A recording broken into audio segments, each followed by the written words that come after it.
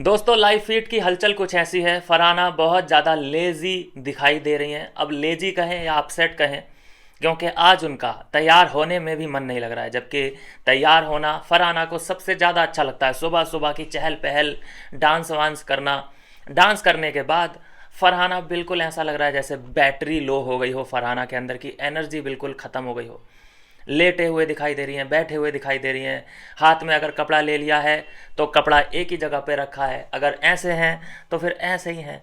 मतलब कि आज का दिन जो है, फरहाना बहुत ज़्यादा लेजी या मैं अपसेट, बस दो ही ये इमोशन हो सकते हैं फरहाना के अंदर। देखिए, जब तक फरहाना है तब तक देखते रहिए बिग बॉस, क्योंकि किसका टाइम किस वक्त ख़त्म हो जाए घर के अंदर कुछ कहा नहीं जा सकता।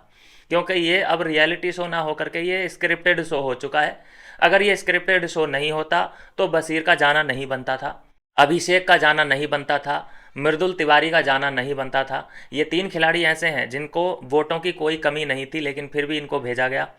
कुनिका घर के अंदर है, तान्या मित्तल घर के अंदर है। सोचिए दोस्तों, ये आप इमेजिन कर सकते हैं कि तीन इतने बेहतरीन खिलाड़ी बाहर, जिनको जनता प्यार कर रही थी, और दो बिल्कुल वर्स्ट खिलाड़ी कोनिका और तान्या ये घर के अंदर हैं। तो आप इमेजिन कर सकते हैं कि कहाँ से ये रियलिटी शो बचा। तो कहने का मतलब इतना है दोस्तों कि फरहाना जब तक घर के अंदर है, देखते रहिए भाई, थोड़े बहुत मज़े आते रहेंगे। और किस साजिश के तहत ये लोग फरहाना को निकाल दें कुछ कहा नहीं जा सकता। मिड वीक इविक्शन हो सकता है, या फिर वोटिंग के तहत तो खैर ये क्या ही निकालेंगे फरहाना को, ये किसी ना किसी साजिश के तहत ही निकालेंगे। जब तक वो कंटेंट दे रही है तब तक उसको ये घर के अंदर रख रहे हैं।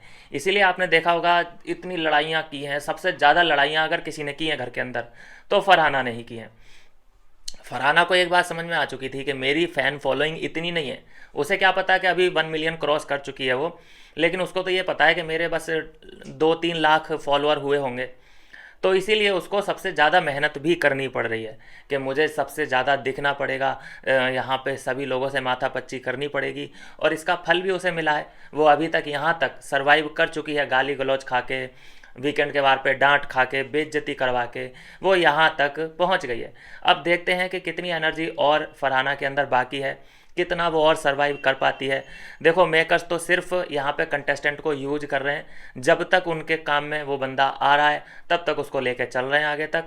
और जैसे ही उनको लगेगा कि भाई इसको निकालो, हो गया इसका, ये कंटेंट नहीं दे रहा, तो फिर उसको निकाल दिया जाता है। जैसे कि मृदुल, बशीर और अभिषेक, ये किस टाइम पे निकले? जब इन्होंने कंटेंट देना बंद किया था।